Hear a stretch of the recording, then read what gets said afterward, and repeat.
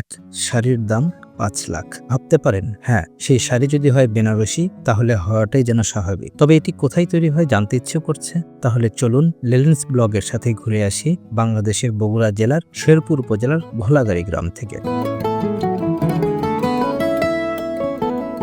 যেখানে তৈরি হচ্ছে বেনারসি। বিয়ের জন্য একসময় ভারত থেকে আসা বেনারসি শাড়ির প্রচুর চাহিদা ছিল, তবে সেই বাজার এখন দখলে রেখেছে বগুড়ার বেনারসি কারিগরেরা। শেরপুর উপজেলার শাহ বন্দেগী ইউনিয়নের ভোলাগাড়ি কলোনি গ্রামে বেনারসি শাড়ির তৈরির কারিগরদের বসবাস। পাড়ার নাম নদিয়া পাড়া। ভারতের বিহার প্রদেশ থেকে আসা এই পরিবারকে স্থানীয়রা বিহারি বলে চেনে।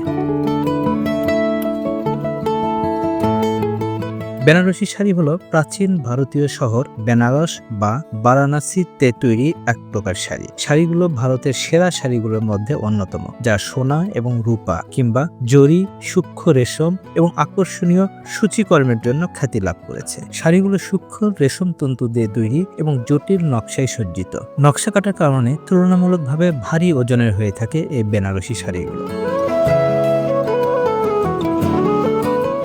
পৌরাণিক গ্রন্থে বেনারসি বুননের কথা বলা আছে। ধারণা করা হয় যে শাড়িটির এই বুনন কৌশল প্রায় ২০০০ বছরেরও বেশি পুরনো। অ্যারিস্টোক্রেটিক ধাঁচের ব্রোকেটের জন্য বিখ্যাত এই শাড়িটি ১৪ শতকের নিকটবর্তী সময়ে বেনারসের কারিগরদের থেকে তৈরি করা শুরু হয়। সেই সময় চলছিল মুঘল শাসন। কারিগরেরা রেশম বা সিল্ক কাপড়ের জমিনে এনেছিলেন সফিস্টিকেটেড ব্রোকেট। স্বর্ণের বা রূপোর জরির সুতোয় কাজ করে এই শাড়িতে এনে দিল বিলাসিতার ছোঁয়া।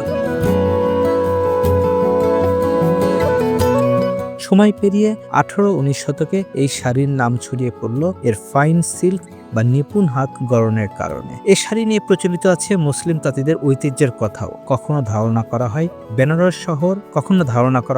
বেনারস শহরে বাসকি তাঁতিরা ছিলেন আরব দেশের আনসারি সম্প্রদায়ের মানুষ। আরব দেশের বুনন চলে এলো ভারতবর্ষে। সেই তাঁতিদের অনেকেই নাকি ভারতবর্ষ ভাগের সময় তৎকালীন পূর্ববঙ্গ অর্থাৎ বর্তমান বাংলাদেশে চলে আসেন।